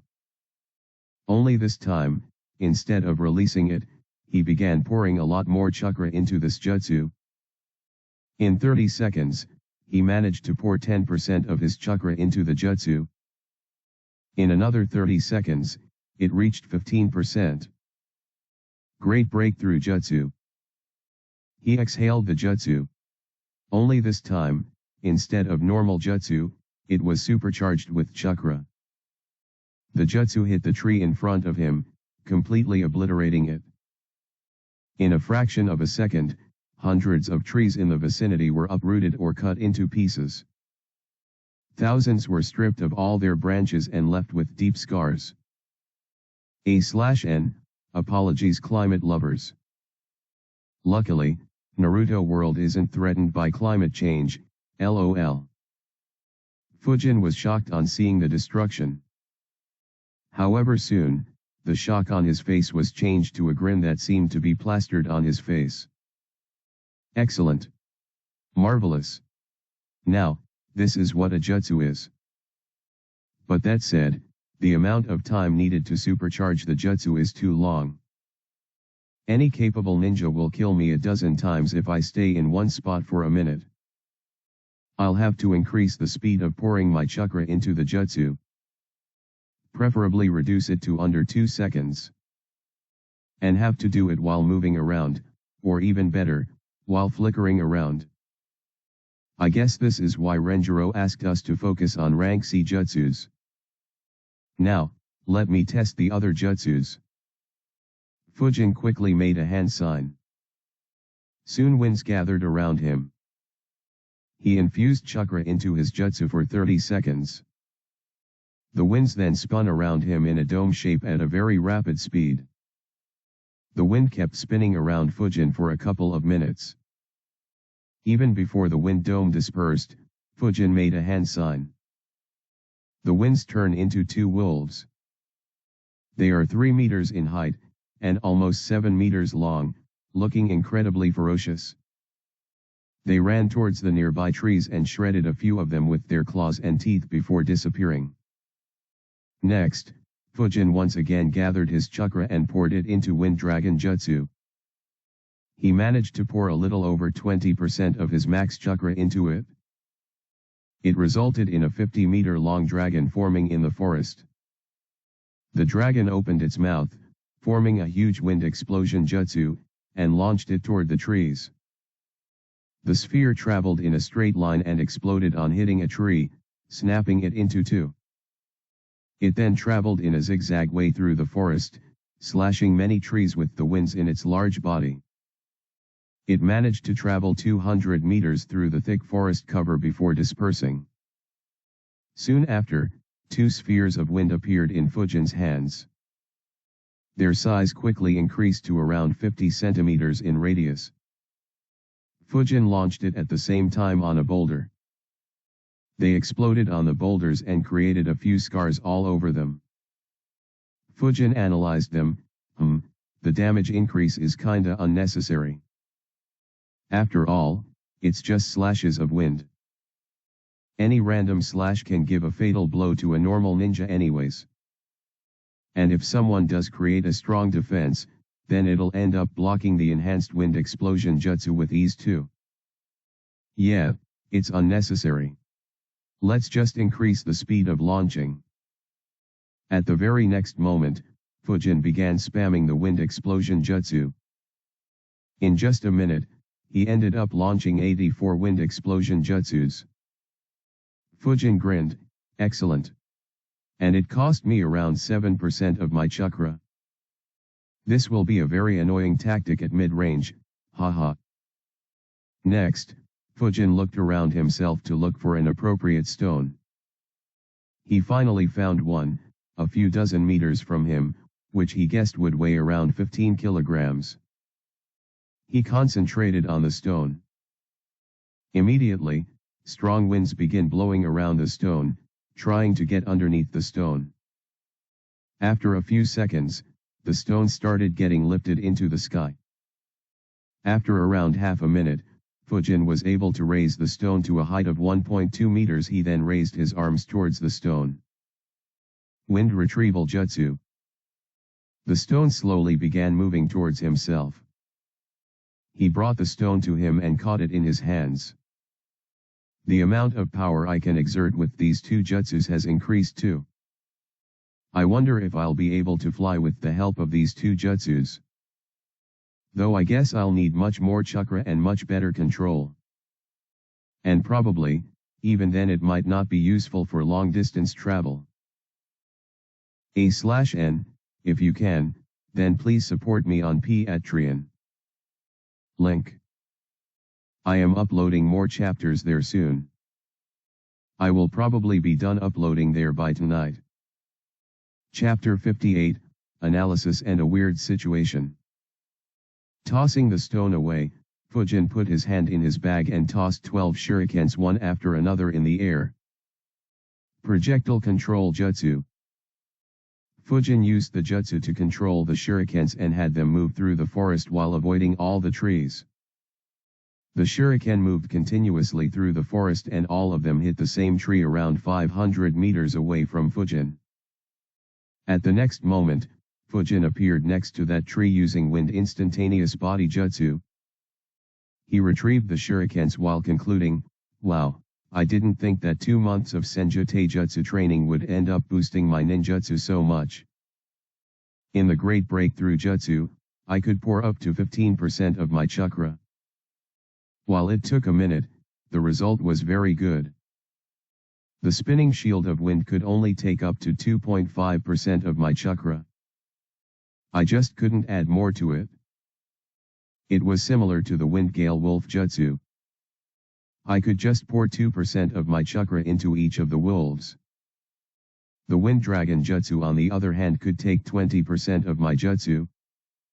And using Wind Instantaneous Body Jutsu to my current limit of 500 meters requires 1.5% of my chakra.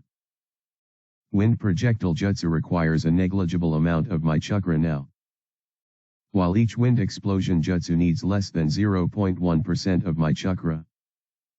Wind Levitation Jutsu doesn't have much battle use for now. Wind Retrieval Jutsu can be used to create some chaos though. Anyways, just this short show of my jutsus cost me almost 50% of my chakra. I wonder if Renjiro has more means to increase my chakra levels. Though it shouldn't be an issue for now as I can't really supercharge any jutsu in combat. Fujin began gathering chakra again and slammed his hands on the ground. A rock shield appeared in front of him. Seeing the shield, Fujin sighed, no wonder it is just a rank E jutsu. It has already long reached the limit for me. There's no scope to improve it anymore. The size of the rock shield was no bigger than what Fujin could do 2 months ago. That said, I need to discuss with Renjiro and see if he could have any method to release the jutsu by stepping on the ground rather than slamming hands down. Oh well, I'll ask when he restarts ninjutsu training. After concluding, Fujin made a hand sign and disappeared underground.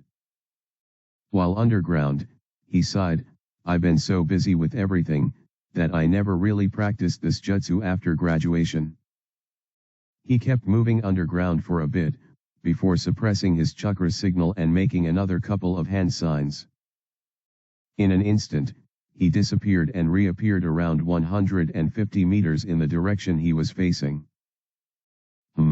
Earth Instantaneous Body Jutsu and Wind Instantaneous Body Jutsu are perfect for escaping without leaving any trail. Earth Instantaneous Body Jutsu would actually be perfect for infiltrating enemy territory. I wonder what counter has been developed against this jutsu. He then rose up from the ground, made another hand sign, and placed his hand on the ground. The ground ahead of him transformed into a moat of mud. The size of the moat was 6 meters in radius and 10 meters in depth. He moved to a different spot, made a few hand signs, and slammed his hands again on the ground. This time, the ground rose slowly, as if trying to trap someone. Fujin analyzed, earth-holding jutsu is just too slow. Kinda a similar situation with mud moat jutsu. Then again, these two are the only jutsus that I can use to trap enemies. Should be sufficient for now. Having tried and analyzed the current status of most of his jutsus, Fujin decided to return home to rest. While leaving, he muttered to himself while looking at the ground, my jutsus should be good enough for now. But I do need the earth wall jutsu. That'll improve my ability to defend further. And my current chakra should be plenty for it. Though I guess Renjiro won't allow it. Anyways, I hope that we get to participate in the next Chunin exam. I really want to test myself in combat. It should be fun. He grinned and looked up. What he saw made him feel a bit awkward. A good chunk of the forest was utterly destroyed by Fujin testing his jutsus. He wondered, if someone were to come here and see this, I wonder what they'll think. Luckily, this area is kinda remote and people shouldn't be coming here. But in any case, I should hide my tracks in case someone did come here. Also, it would probably be best if I don't return here in the near future. Fujin jumped onto a branch of one of the trees that still had branches. Gale Jutsu. A gentle breeze blew through the forest, covering up every footprint in it and also dispersing the scent slightly. Once this task was done, Fujin made a hand sign and disappeared from his spot, and appeared on another branch around 500 meters away. He used Wind Instantaneous Body Jutsu a few more times before getting out of the forest. After leaving the forest he flickered away toward his house while wondering if anyone would ever see the havoc there. A couple of months later, two special jounins from the Hyuga clan happened to pass through this forest, when they unwittingly entered the area where Fujin had caused the devastation. Seeing the number of uprooted and sliced off trees left them dumbfounded. Coincidentally, a squad of Umbu too happened to cross through the same area at that time. Seeing the two Hyuga present, they instantly began asking them for the reason why they destroyed the forest and inquired whether there was any battle there. The Hyugas denied the charge and said that the forest was already wrecked. The Umbus looked around carefully and realized that it had been a long time since the destruction had happened. They investigated around and asked the Hyugas to help them, but found no clue. They wondered if someone was training here, but couldn't understand why anyone would train here when there are so many training grounds available around Konoha. The unusual nature of this destruction made them report the situation to the Hokage. Hiruzen too was confused similarly. He sent out an Umbu squad specializing in investigation and tracking to check. Unfortunately, Gale Jutsu, 2 months of time, and a few showers of rain had removed anything that could have been used to find a clue. The Umbus would return empty-handed, and Hiruzen dropped the case as there were no clues and it wasn't worth allocating more resources to. Of course, Fujin would forever remain ignorant about such an incident happening. A/N, if you can, then please support me on Patreon. Link. Can read up to 40 chapters ahead on Patreon. Thank you Mohammed Sheikh and Rob for supporting me on Patreon. Chapter 59, Discussion. After testing his jutsus, Fujin returned home and took another short nap. Later he revised his Fuinjutsu skills before having dinner at yakiniku. The next day once again started with an intense morning workout. In the afternoon, the team again broke up to train with Renjiro and his clones. Renjiro looked at Fujin and said, I have taught everything I know about Senjutei Jutsu style. How much you manage to master depends on you now. Fujin bowed a bit and said, Thank you sensei. Seeing his humility, Renjiro's face softened. He said, You had once said that the Sunins too don't have any Kekii Genkai. One of the Sunin, Lady Tsunade, uses an advanced form of Senjutei Jutsu. She modified the style to complement her perfect chakra control, making it much more deadly. Your own talent with this style too is very high. So work hard on it. Fujin nodded and said, Yes sensei. I'll keep improving it. Renjiro continued, Regardless, it's time to focus back on ninjutsu and kenjutsu. We will practice all your jutsus once. And then we will begin working on supercharging your jutsus. Fujin instantly got excited upon hearing that. Renjiro noticed and squinted his eyes. He asked, "You have already tried it, haven't you?" Fujin laughed nervously before confirming it. Renjiro sighed and said, "I hope you didn't end up destroying anything." To which Fujin obediently shook his head, saying, "Don't worry, sensei. I shot everything straight up in the air." Renjiro asked, "All right. So what were your observations?" Fujin replied, "It takes a lot of time to supercharge jutsus. So it just won't be usable in battles unless I can bring the time down a lot." Renjiro nodded. Fujin continued, "Apart from that, I couldn't supercharge all my jutsus. Especially Rock Shield Jutsu, which didn't improve at all. Great Breakthrough and Wind Dragon Jutsu had the best effect on supercharging." Renjiro said, "Yes, that's how supercharging works. While you can try to pour a lot of chakra into any jutsu, not all jutsus can be supercharged.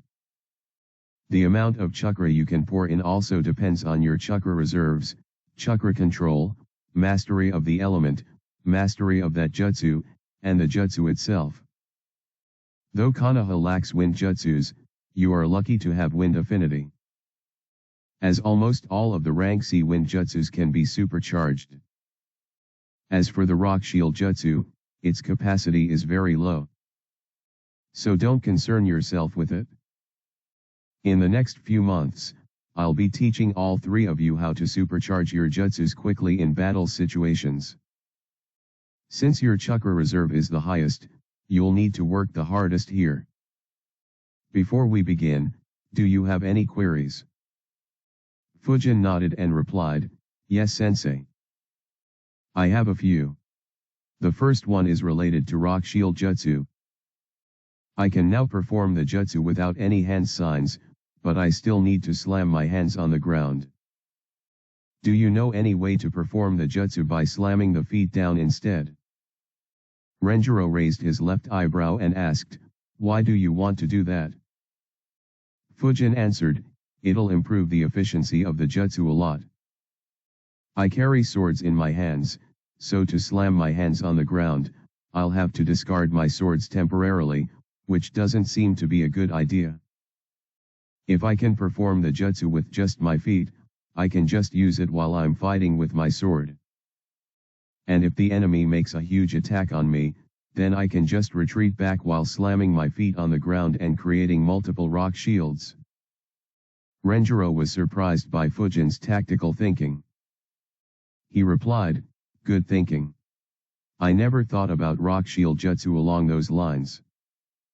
I guess your intention is to eventually use this for all Earth-style Jutsu, right?" Fujin nodded, "Indeed, that will be very convenient." Renjiro continued, "Unfortunately, it won't be possible. Or at the very least, it won't be easy. The hand signs for that jutsu result in Earth Nature Chakra gathering in your palms. Though you perform the jutsu without any hand signs, you do it by merely replicating the way chakra is molded when you perform the hand signs. Doing what you said will be no different from creating a whole different jutsu." Fujin quickly replied, "In that case, sensei, can't we create new Earth-style jutsus that work in this manner?" Renjiro shook his head and answered, "It's too difficult. While small jutsus are always created, what you are saying will completely revolutionize the jutsus of Earth element. At the very least, I can't do it.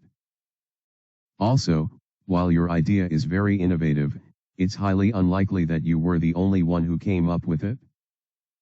And considering that no such jutsu exists to my knowledge, it's safe to say that no one ever managed to create it." Fujin was dejected a bit upon hearing this. "Oh well, there goes one of my ideas to annoy the enemy infinitely." Seeing the dejected look, Renjiro chuckled. Fujin looked back at Renjiro and said, "So since I can't improve my Rock Shield Jutsu anymore, can I get Earth Wall Jutsu?"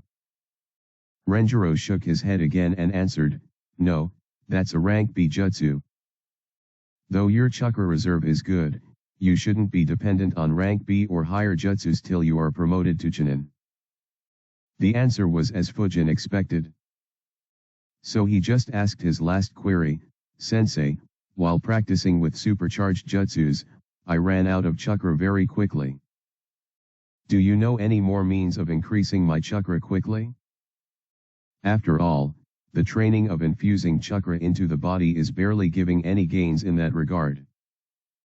Renjiro had a slight disbelief on his face that Fujin actually asked this question. He replied, Brat, do you think they sell chakra in grocery stores? Your chakra is already 4 times larger as compared to your teammates. Be happy with that and don't get greedy. Also, don't bother searching for more means of increasing your chakra reserves. Other than hard work and natural growth, almost every method has some form of drawback that'll highly restrict you. As for the battle, you can always eat soldier pills to improve your stamina. So don't bother with it. Fujin was a bit shocked at how dismissive Renjiro was. He thought, really, no other means. Sigh, I guess I was expecting way too much. After all, the current boost is already very high. Oh well, I'll leave this issue to the future.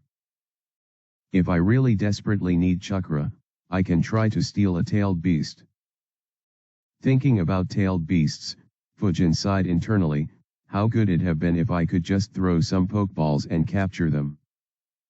Renjiro asked, any more queries? Fujin shook his head and replied, let's begin sensei. Chapter 60, Rankajutsu. Renjiro trained the trio for another month. This month, Fujin practiced supercharging his jutsus a lot.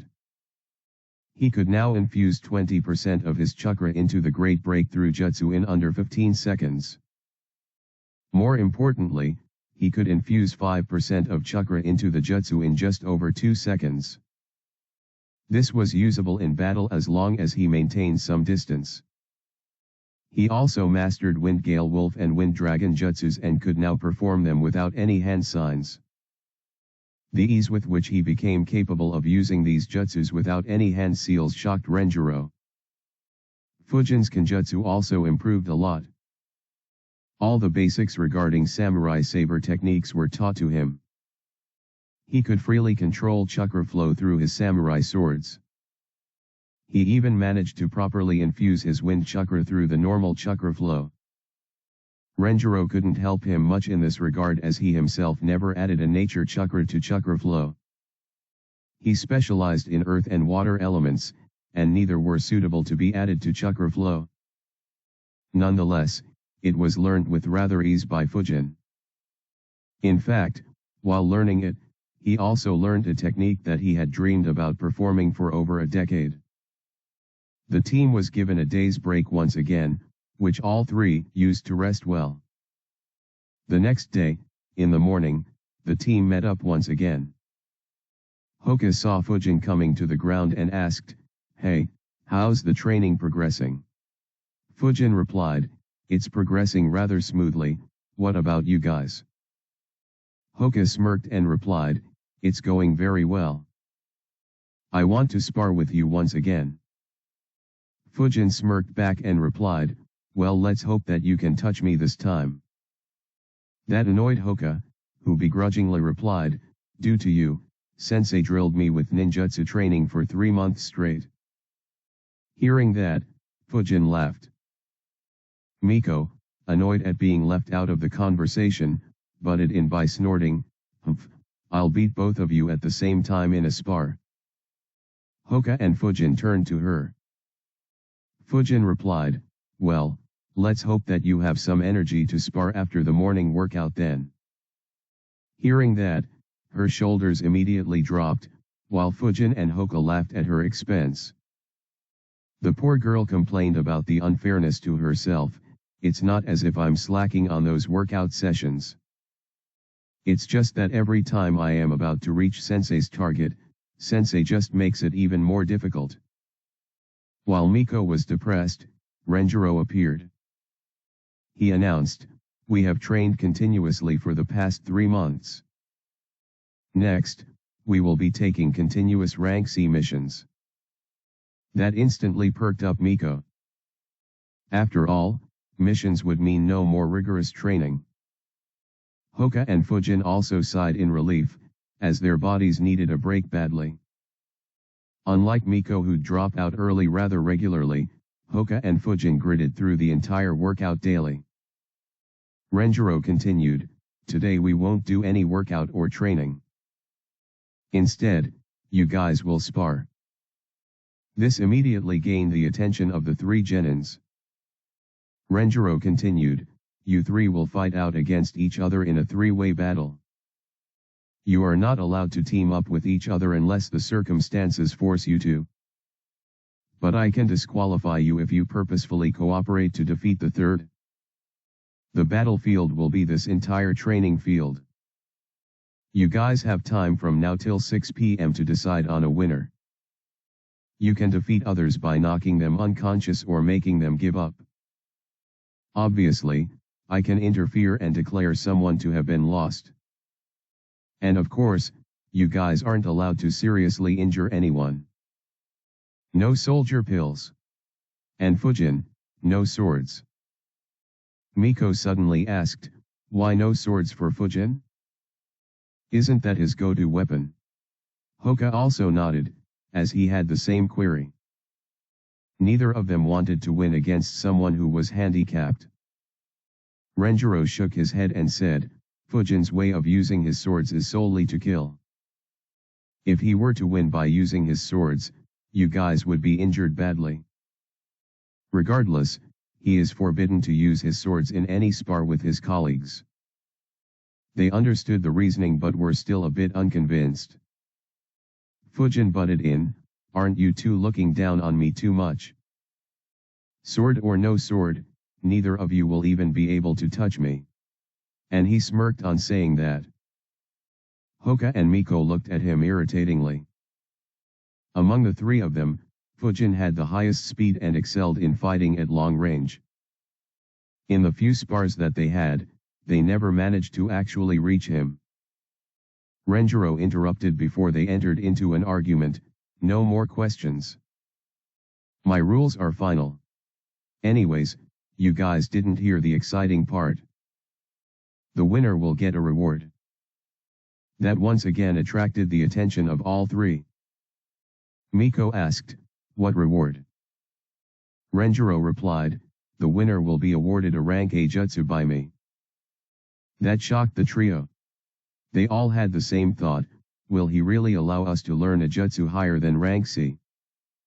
Renjiro understood what his students were thinking. He smiled innocently and said, "Of course, I'll only give it to you when you are promoted to Chunin." Hearing that, all 3 genins gave him a deadpan look. Not wanting to hear any complaints from them, he shouted, "Begin." Even before he completed the word, all 3 genins flickered away in different directions without making any hand seals.